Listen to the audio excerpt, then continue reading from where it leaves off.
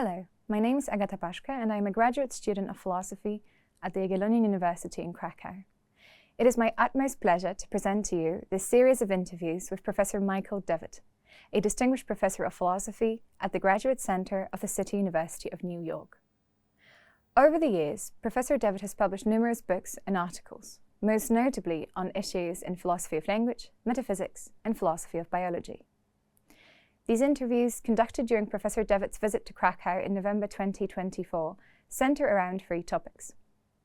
The first one concerns Professor Devitt's philosophical development and the origins of his ideas, beginning with some early reflections from the time preceding his post-secondary education, for undergraduate and graduate training, all the way to the early period of his career which followed the completion of his PhD studies at Harvard University.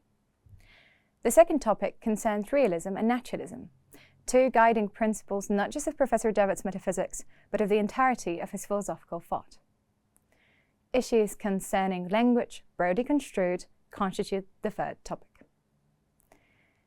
By discussing some of these key themes from Professor Devitt's philosophy, we strove to connect his ideas regarding many philosophical problems, often seemingly far removed from one another, whilst also acknowledging the crucial changes which occurred between his subsequent theoretical proposals. Without further ado, here's our conversation. Enjoy. So one of the key contemporary debates concerns the distinction between semantics and pragmatics. Do you think it's important to try and find the principled basis for this distinction? And if so, how do we do that? Yes, I think it's terrifically important, and it's something that it's a distinction that presses in on you as soon as you start thinking about language, and I have to confess that I didn't seriously address it until quite recently. Well, I suppose I started to address it more, not so recently, with Donnellan's distinction stuff. So yes, utterances have meanings,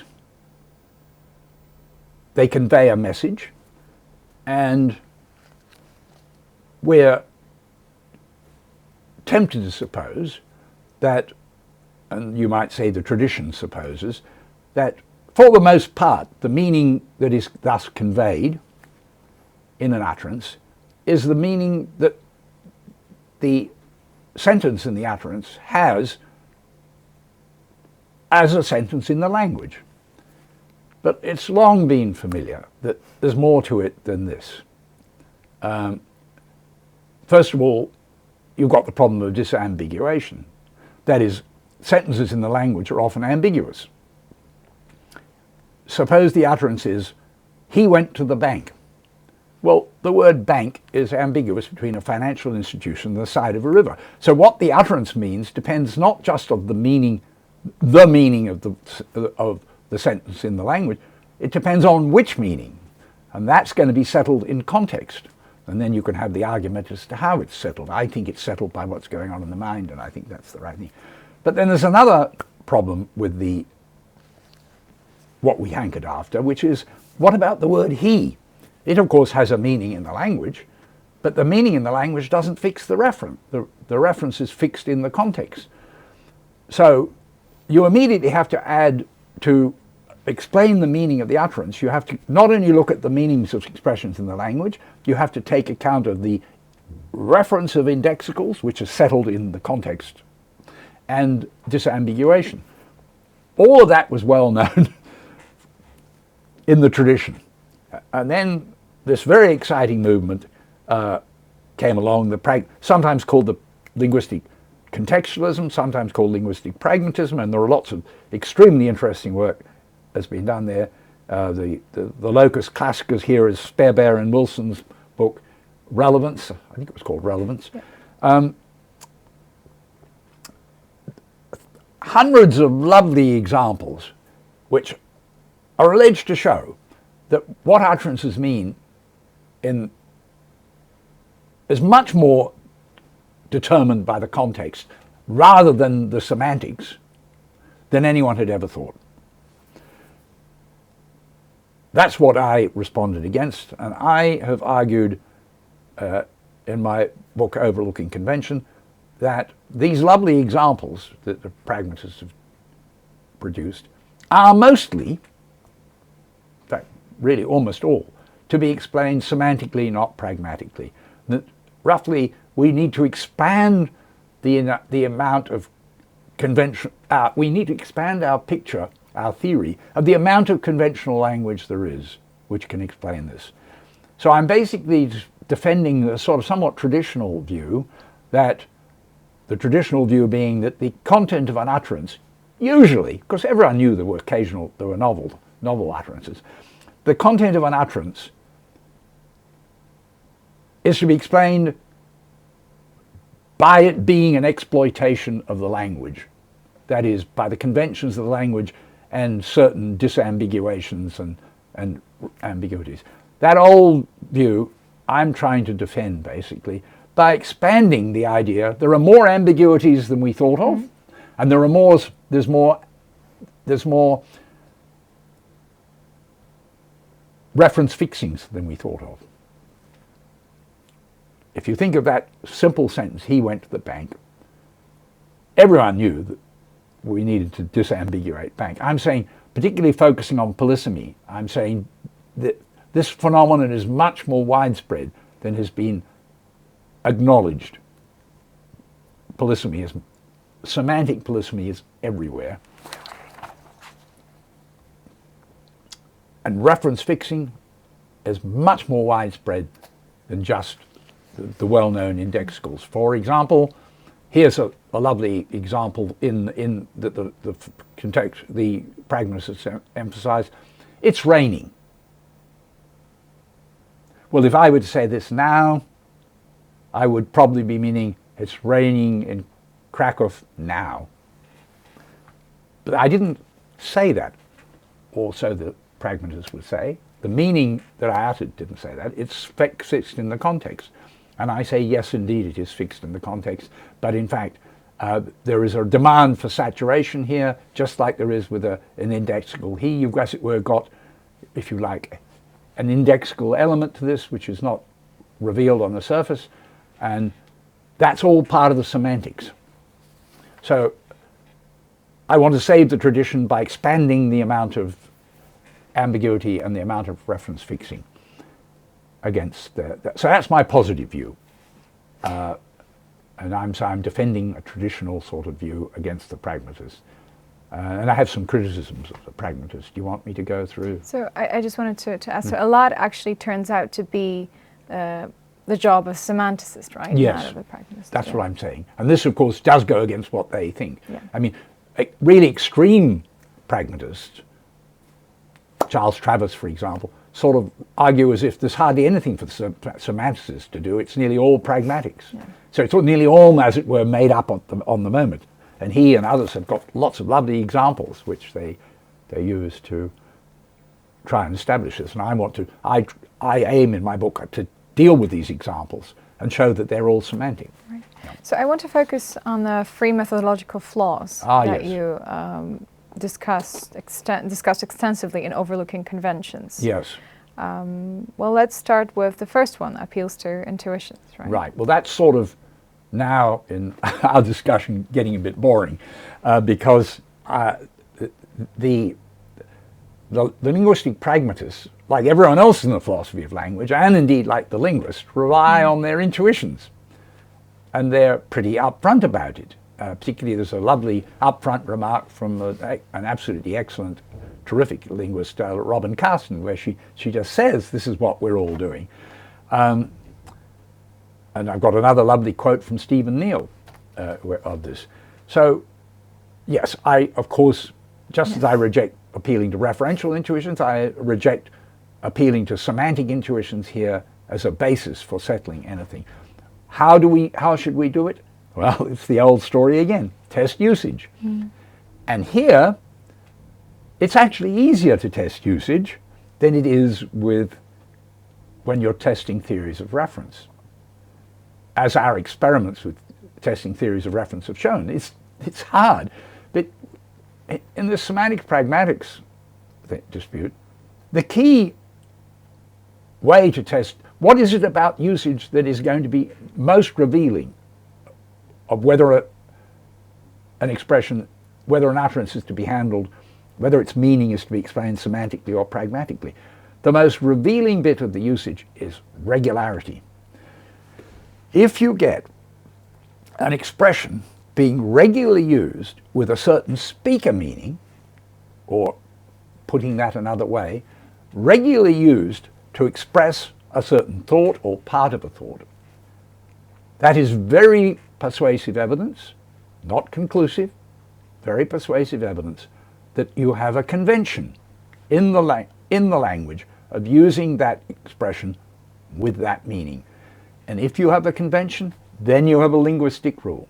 So the steps run: regularities, evidence for convention, establishes a rule, causes a rule. Where you have a convention, you have a rule. So you end up, it is a linguistic rule that this expression means this.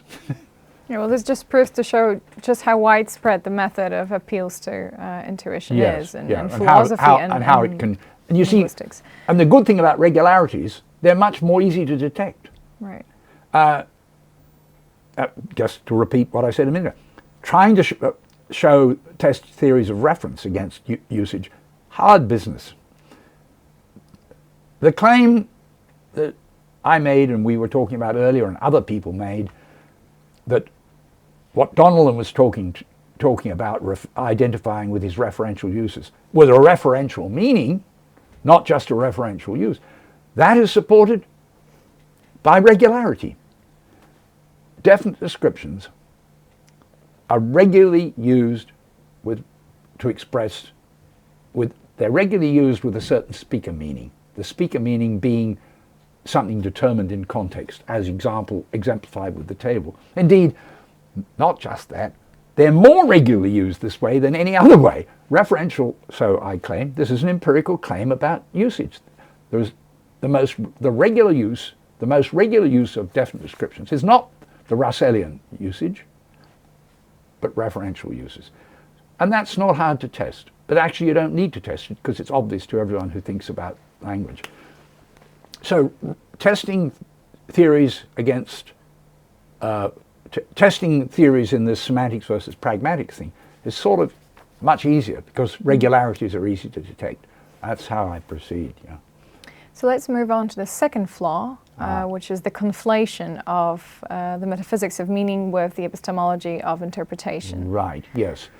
Yes, so what we're getting at is, with these flaws, so I've given a positive view, but the negative things that I had to say, which are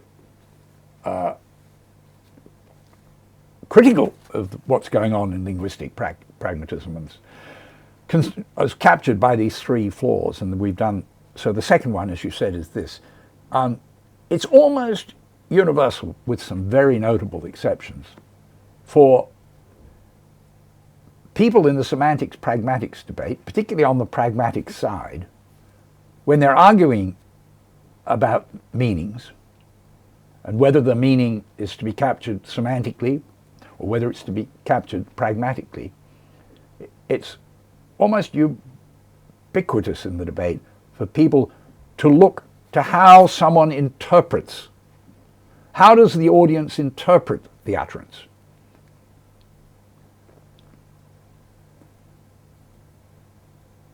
And the inference is made in this, that this somehow is determinate of what the utterance means. And this seems to me to be a really crucial flaw of this debate, and I'm not alone in thinking this. Most notably, Kent Bach has been saying this sort of thing for years, and Stephen Neale has said it, and Jerry Fodor and Ernie Lepore have said it, but that's about people you can put on one number in one hand, and we're almost alone. So the standard practice is to make this mistake of taking facts or alleged facts about the interpretation of an utterance as somehow constitutive of what they mean. Mm-hmm. What is constitutive of what they mean, that is the metaphysics of meaning, oversimplifying, it's what the speaker is doing, not what the interpreter is doing. The interpreter has an epistemological problem, hence the epistemology, trying to figure out what the speaker meant. That's an epistemological problem. But what the speaker does mean is constituted by what the speaker does. It's constituted by what conventions the speaker is participating in, which of course is a social thing. But it's which one is, what makes it the case that bank in he went to the bank means on this particular occasion the side of a river is what was going on in the speaker's mind.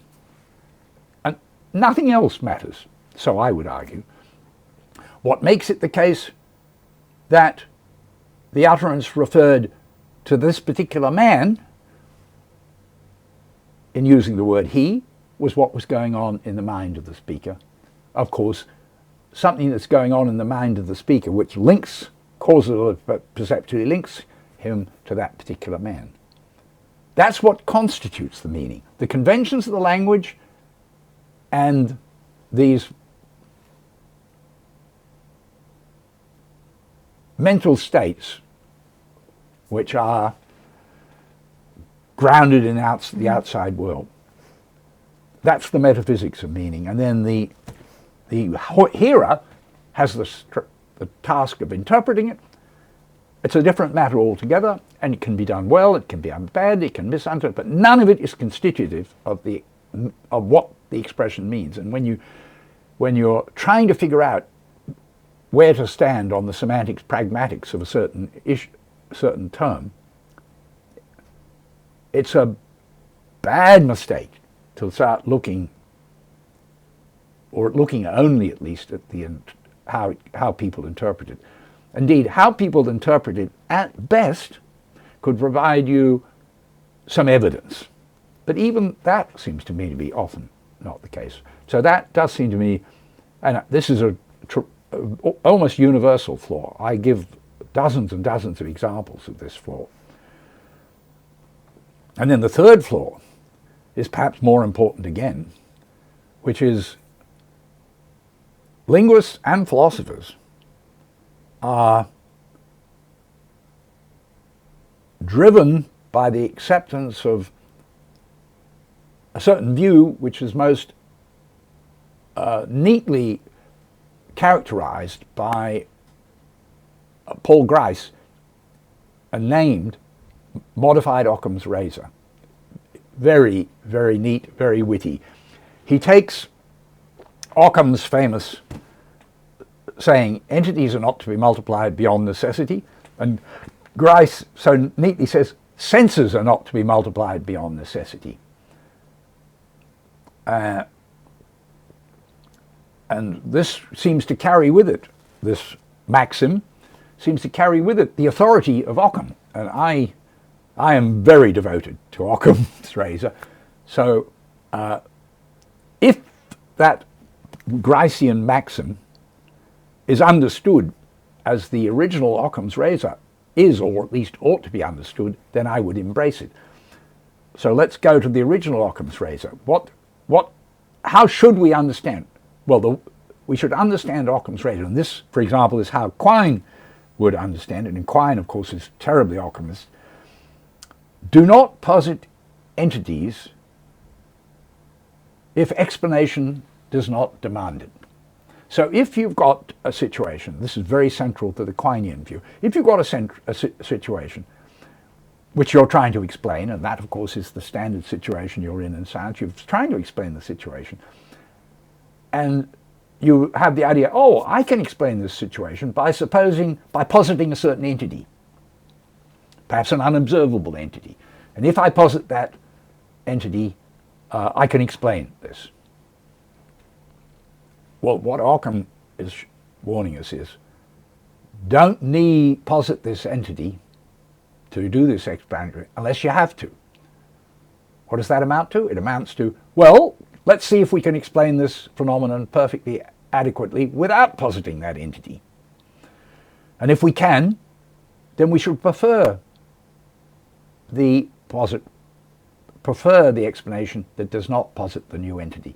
because that new entity is not necessary for explanation. That's the way to understand, it seems to me. This is a sort of Quinean way of understanding what Ockham did, and it's absolutely central to my approach to metaphysics. Okay, all of that's good old Ockham. Modified Occam's razor, I think we should draw just the same sort of thing. So if you understand modified Occam's razor as saying, do not posit senses where you do not need to posit one, do not posit a new sense, let's say, where you do not need to posit it to explain the phenomena. Absolutely, I agree with it. Fine. But that isn't the way it's used. It isn't the way modified Occam's razor is construed in the literature. It's construed like this. Do not posit a sense if we can come up with a pragmatic derivation of the meaning. And I deliberately chose this vague we. Who's the we here? Well, it's the theorist. So we alleged, the guiding driving force in pragmatics is keep out meanings by supposing that we theorists can explain the meaning in the message. We can explain it pragmatically. We don't have to suppose it's a meaning. This seems to me to be a very bad principle. It leads to quite inappropriate meaning denialism. That we theorists can come up with this is really beside the point. For the pragmatic account to be right, it has to have this derivation, has to have a place in the human mind. If, as a matter of fact, it's a bit subtle, this, but if, as a matter of fact, speakers are supposing, in saying this, that hearers will go through this derivation to understand their remark, and if hearers, as a matter of fact, are going through this derivation to understand the remark, if that were the case, then indeed we should take the pragmatic explanation. And my general argument is we have no evidence that this is the case in all the interesting cases. And there are lots of reasons to think it isn't the case. And there's lots of reasons for thinking that what is in fact going on in language production of these things is the familiar old practice, whatever it may be, because we don't know the details, of selecting an item in the lexicon and producing it, that sort of thing. And in the interpreter, the familiar old practice of taking an expression that has been uttered and processing it as an item in the language. So I think this modified Occam's razor, as usually construed, has led to a totally uncalled for preference for a pragmatic explanation of phenomena over a semantic preparation. An example, apart from, there was a very interesting book by, is he a linguist or a philosopher? I'm not sure. Ruhl, R-U-H-L, which is built also around this sort of meaning denialism. He has a thesis which is what he calls the monosomy bias. We should always be biased in favor of monosomy. We should do almost anything we can to avoid positing more than one meaning. We posit just one meaning, and then we see all the various uses as being pragmatic modifications of the one meaning. I see this as theoretically totally unmotivated. So what's next? Putting it all to a test? Not sure what you mean. You've been testing it empirically? Yes. Well, I claim in my book that all my proposals are empirical. Because what is the empirical test? I mentioned it at the beginning. The empirical test is do we have a regularity of an expression being used to express a certain speaker meaning? If we have that regularity, then that's an empirical question. If we have it, then we have evidence for a convention and hence evidence for a rule. Right. Now, that I did say, if you have the regularity, you have evidence for the, but for God's sake, regularities can often, well, sometimes at least, be explained other than by supposing there's a convention. That's where modified Occam's razor, properly understood, comes in. You shouldn't posit a new sense if you can give an explanation of the new regularity, as if you can give an explanation that's at least as good of the regularity that does not posit the new sense. I agree with that, definitely. But this is all empirical. So I see the test has already been. And as I said, it's not that I went out, we've already talked, I and many others are busy trying to test theories of reference empirically. But the key things with the semantic pragmatics thing is you really don't need to test. It's an empirical question whether there are the regularities, but basically everyone agrees there's a regularity. There's a real methodological flaw here, that people are going the wrong, confronted with the regularity, instead of going semantic, they're going pragmatics. So the regularity is not in question. I mean, no one, just take what we were talking about a minute ago, it is raining. There's no one out there on any side who disagrees with the claim that it is raining, normally is used to speak a mean that it is raining at a certain place at a certain time. It's an empirical claim, but it's so obvious that people don't challenge it. So in the semantic pragmatic thing, the empirical stuff is in a way easy. So since the role of pragmatics is supposed to be, well, diminished, I mean, to a great extent, a lot of it has to do with semantics. Semantics. Yes. Why do we sort of need that distinction anyway? Is there anything left? Yes. To say, there's still right? plenty left for pragmatics. There's just things that have always been uncontroversially pragmatic. Metaphors, one's favorite example. And metaphors provide me with my main argument, in fact, against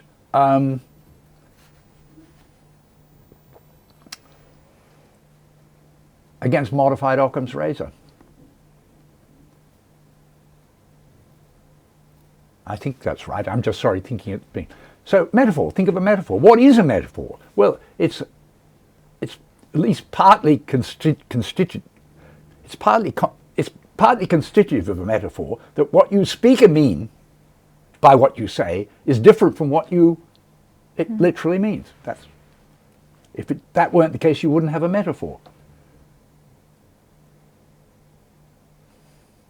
So that's an example of pragmatics. Novel uses of language are uncontroversially to be understood pragmatically. And metaphors are sort of novel uses of language. But what's interesting, of course, about metaphors is that they die, which itself, by the way, is a metaphor. One of my students pointed out to me that, so the metaphor dies and you have a dead metaphor. And one of my students delightfully pointed out to me that dead metaphor is a dead metaphor. And what do you mean when you say it dies? You mean that the metaphor, what was previously a metaphor, has become conventionalized. How did this happen? Very simple story. Someone comes up and uses an expression metaphorically. Other people are charmed by it and use it metaphorically, and it's, as it were, still a metaphor, but then it becomes something that everyone's doing, and then you have a new usage. What has happened is the metaphor has developed into a regularity, and the regularity is developed into a convention, and then you have a new rule. So and one of the key argument against Ockham, modified Ockham's razor is, I like to put it this way, it would make modified Ockham's razor, as typically construed, would make metaphors immortal. Because as typically construed, the view is that we should not posit a new sense if we can derive the meaning from the old sense. And remember I said, what about this we here? It's we theorists. And with a dead metaphor, you can nearly always derive the old meaning, the new meaning, from the old meaning. That is, metaphors don't come from nowhere. A metaphor involves a pragmatic derivation. That is, how do you get the meaning of a metaphor? Well, you derive it pragmatically. You take the literal meaning of the expression and you think, oh, well, what the speaker must mean is something different. She's being very clever here. So that's how you get the metaphorical meaning from the speaker meaning is by, from the conventional meaning is by derivation. And of course that derivation was how it got going in the first place. And we theorists can we either already know about it or we could discover it. But discovering the derivation of a metaphor which has now become a dead metaphor does not mean that the metaphor is still alive. If it was sufficient to show that you do not have a semantic meaning in question, if it was sufficient to show that you simply had to show there was a derivation, no metaphor could die.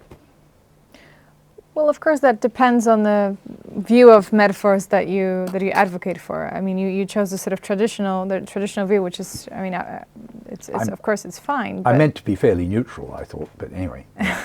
Yeah, but of course, you know, look to Davidson, for instance, or Stephen Yablo for different views of metaphors. But I mean, that's kind of beside the point. It's interesting to see that, well, you still hold that there are certain phenomena, certain pragmatic inferences that will never be reduced to novel semantics. uses will never be reduced to semantics. So it starts as a pragmatic phenomenon and then maybe becomes conventionalized, yes. Right. Right. And that bit of what I'm claiming should be uncontroversial. The only question, the controversial bit is the particular things I'm claiming it's already happened to. Right. But you see, what's an issue between me and the pragmatists here is not novel uses of a language. We all agree that's pragmatic, but the pragmatists are pointing to and even emphasizing regularities and then insisting they're pragmatic. Right. Okay. There are the famous examples, I think Travis made these famous, about colors.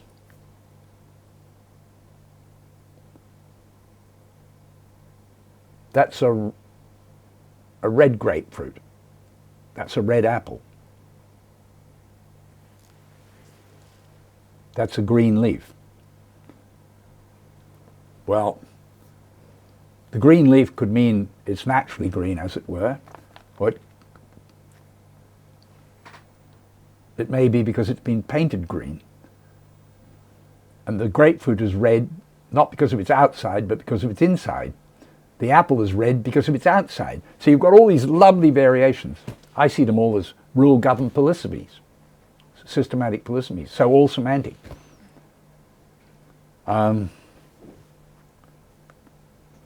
Yes. Right. So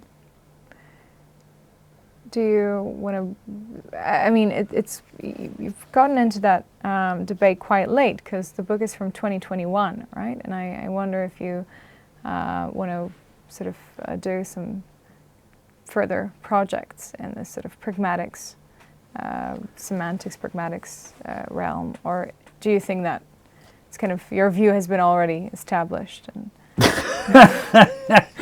I'm sure I'm never have the illusion that any of my views is established.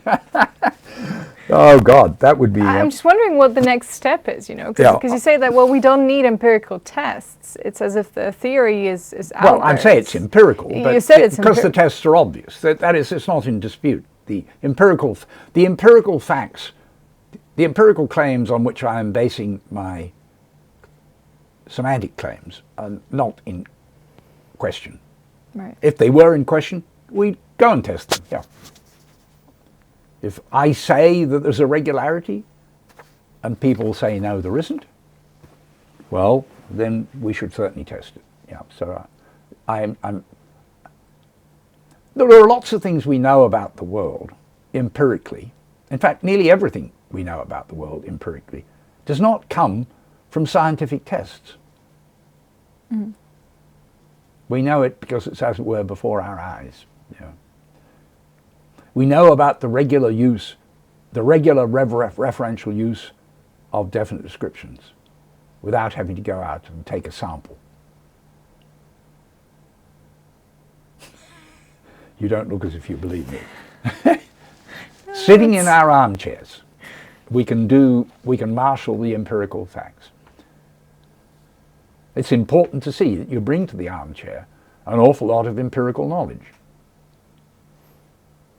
But I guess then experimental semantics is threatened, right? Because someone might argue, well, maybe we know a lot. As you said this about your experiment on proper names, that since you claimed that it proved that the intuitions of Kripke were right, then there is a real worry here. Yeah. Well, I didn't think there was a real worry, but as I said in talking about intuitions in the beginning, if you think of intuitions as I do, as empirical judgments about the world, then whether or not you should rely on them depends on how reliable you think the intuitor is. And I thought that on these issues, Saul was astonishingly reliable. And you get some confirmation he's so reliable in that people didn't contest his intuitions. That is, in his ignorance and error arguments, he says that we're all able to, well, educated people at least, we're all able to refer to Cicero and to Catiline, even though we're ignorant. We couldn't give a definite description of Catiline or Cicero, most of us, but we refer to it. That's an intuition. Saul had the intuition that we're all referring with Catiline and Cicero. And he gave a whole lot of other examples. And the intuition is irresistible. One of the reasons it's irresistible, it's very easy to see. Saul's claims about a few names which he gave could be generalized. And I've generalized it into a claim like this.